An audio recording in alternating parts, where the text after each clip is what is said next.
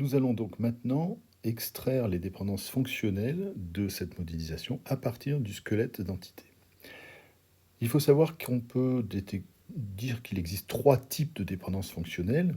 Les dépendances fonctionnelles qui vont décrire une entité, par exemple une dépendance fonctionnelle qui va me décrire ce qu'est une statue, Des dépendances fonctionnelles qui vont indiquer les relations d'unicité entre entités. Par exemple, une dépendance fonctionnelle qui me dira que pour une statue, il n'y a qu'une seule ville, il n'y a qu'un seul musée, il n'y a qu'un seul bâtiment.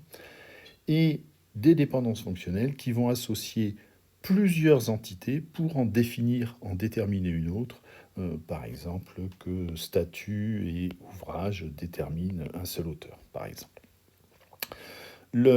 Ces derniers types sont les types que j'aurai le plus de mal à détecter sur mon squelette d'entité, mais les deux premières sont en fait déjà écrites dans ce squelette. J'ai le premier type de dépendance fonctionnelle qui décrit une entité, ça va être cette barre en fait. Ça correspond à ce trait qui contient tous les attributs qui définissent ce statut. Donc si je retourne voir mon texte d'origine, j'avais le numéro de la statue, la statue avec son numéro de statut, son type star et ainsi de suite. Tous ces attributs ici, c'est des attributs que je vais pouvoir récupérer pour décrire une statue. Il me faut trouver ce qu'on appelle la clé de l'entité, donc l'attribut ou les attributs qui me permettent de déterminer de manière unique une statue. Dans ce cas-là, ça semble bien sûr être le numéro de statut. Donc je vais commencer à écrire ici mes df avec numStatu, numStar qui détermine les différents attributs de statut. Donc on a vu qu'il y avait la description statut, le sculpteur, la date de la statue. Voilà, il y en a quelques-uns, je ne vais pas tous les écrire. Et il y a aussi, dans la continuité, la ville d'origine de la statue. Donc la ville d'origine, je ne vais pas écrire l'entité ici, ville d'origine. Je vais d'abord essayer de définir ce qu'est une ville d'origine et je reviendrai l'écrire après. Donc si je regarde ville d'origine, j'ai un code ville, un ancien nom, un moderne nom. Donc je pense que c'est raisonnable de prendre le code ville comme clé de l'entité, pardon, et grâce à un code ville, ça va déterminer un ancien nom et un moderne nom de ville. Et du coup, maintenant, je peux écrire que la statue, le numéro de statue, détermine une ville d'origine, en sachant qu'une ville d'origine, c'est le code ville. Donc il me reste ici juste à écrire code ville. Puis, je continue ma lecture et j'ai qu'une statue, ça détermine un musée. Donc il faut pareil que je définisse ce qu'est un musée. Donc dans musée, j'ai code musée. J'ai un code musée qui détermine des choses. Mais je m'aperçois que code musée, on m'indique qu'il varie de 1 à 100. Donc le code musée, ça me paraît assez 100 possibilités différentes pour coder tous les musées dans le monde, ça me paraît assez léger. Donc il faut que je trouve une autre astuce. Et dans ce cas-là, après moult réflexions, je me dis que finalement 100 musées par ville, ça me suffirait.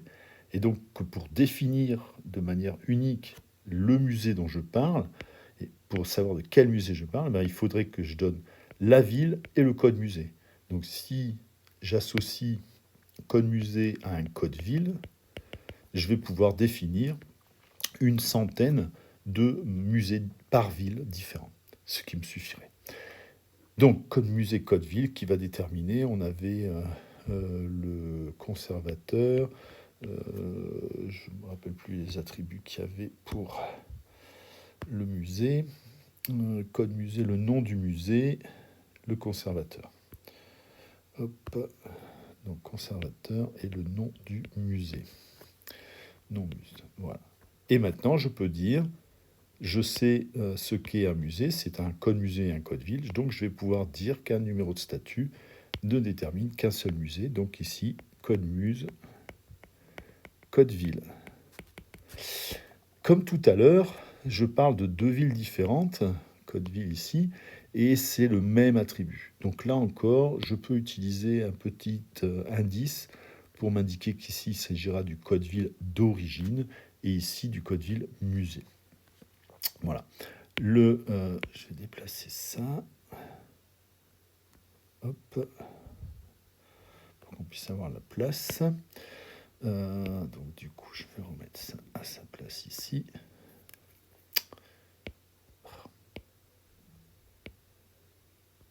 Ok.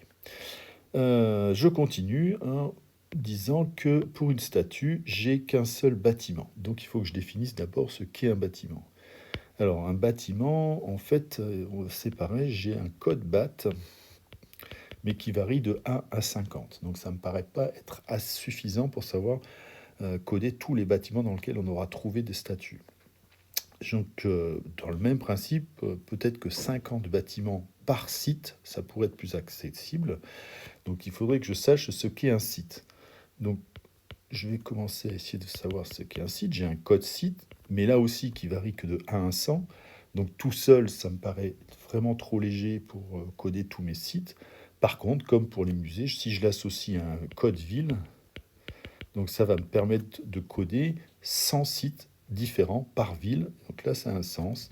Et à ce moment-là, j'ai la désignation du site, entre autres. Maintenant que je sais ce qu'est un site, ici, je vais pouvoir définir le bâtiment par site. Donc à ce moment-là, pour dire que j'ai un code bâtiment par site, il faut que j'écrive code site, code ville. Et ça définira les attributs du bâtiment. Donc il y avait la désignation du bâtiment, je crois, et la date du bâtiment, le type du bâtiment. Donc maintenant, je peux dire que la numéro de statut détermine un seul bâtiment, puisque je sais ce qu'est un bâtiment, c'est ça. Donc je peux l'écrire là-haut avec un code BAT, code site, et encore un code ville. Donc ici, que j'indique étant le code ville site. Et voilà, j'ai fini mes dépendances fonctionnelles pour décrire tout ce qui était une statue. Je passe à l'entité suivante qui est ouvrage. Alors un ouvrage, comme clé, je vais avoir là aussi un code ouvrage que je vais pouvoir utiliser, ou un numouvrage, numove, ouais, c'est ça, numove, un numove qui me permet de déterminer de manière unique le titre de l'ouvrage, qu'est-ce qu'il y a d'autre? On va aller jeter un coup d'œil. Le titre de l'ouvrage ici, la date d'édition. Alors il y aura l'éditeur comme une sous-entité et l'auteur comme sous-entité. Alors, hop. Donc le titre de l'ouvrage, la date d'édition et l'éditeur. Donc pareil, je vais aller expliquer ce qu'est un éditeur. Un éditeur, j'ai une clé qui me dit que le numéro d'éditeur détermine le nom de l'éditeur. Donc pour num ouvrage, je vais pouvoir dire qu'elle définit de manière unique un éditeur en plaçant juste ici num edit. Et j'ai fini l'entité ouvrage. Je peux passer à l'entité auteur qui n'a pas de clé numérique très nettement, mais on a un attribut qui s'appelle auteur qui déterminera donc le titre auteur et et la nationalité de l'auteur.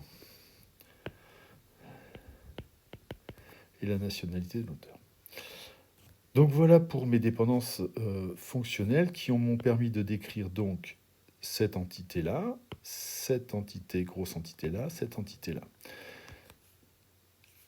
J'ai maintenant, pour continuer, j'ai besoin d'avoir dans mon squelette d'entité tout qui est attaché. Pour l'instant, je vois bien que j'ai 4 ensembles, 4 bulles qui sont séparées les unes des autres. Je vais, au pire, si j'arrive pas à les rattacher avec une dépendance fonctionnelle, je chercherai des dépendances multivaluées. Mais les dépendances multivaluées sont des dépendances qui sont très légères par rapport aux dépendances fonctionnelles. puisqu'il s'agit uniquement de dépendance d'indépendance. Donc avant tout, il faut que je privilégie les dépendances fonctionnelles. Je cherche donc si je ne peux pas avec deux entités ou plus en déterminer une autre. C'est le troisième type de DF que je n'ai pas dessiné sur mon squelette. Et là, en reprenant un petit peu le texte qui nous parle de numéro de page, on a le numéro de la page de l'ouvrage où apparaissent les informations les plus importantes. À propos de la statue, c'est à propos des statuts, les informations concernant les statuts. Donc, pour un numéro de page, pour un ouvrage, et et une statue, je vais retenir qu'un seul numéro de page où il y a les informations les plus importantes. Donc ça va s'écrire comment ça? Pour une statue, c'est numsta, et un ouvrage, c'est numove. Je vais retenir un seul numéro de page, numpage. Ceci, ça me permet de relier l'ensemble, l'entité statut, avec l'entité ouvrage et l'attribut isolé numpage. L'attribut isolé qui doit être considéré comme une entité ici. Maintenant, mon squelette d'entité ne présente plus qu'une seule anomalie, c'est la bulle hauteur qui reste indépendante. J'ai beau chercher dans tous les sens, je ne trouve pas de dépendance fonctionnelle. Il va donc falloir que j'utilise une dépendance multivaluée pour le faire. Ça sera l'occasion de la prochaine vidéo.